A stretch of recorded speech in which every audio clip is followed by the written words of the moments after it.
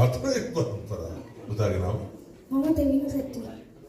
එහෙම කිව්වට ඇහුන්නේ මම දෙවිනු සෙට්ටි. දෙවිරු සෙට්ටිරු අමාර නන්නේ පුතාගේ. ලස්සන අමතවත් නම් නේ. හොඳයි. හැබැයි මේ නව පරපුරේ ඔය වගේ අර්ථවත් නම් ටිකක් ඇත්තටම අහන්න ලැබුණේ කාලෙක. ඇත්තටම. හොඳයි අපි අහමු. හතරවෙනි පරම්පරාව.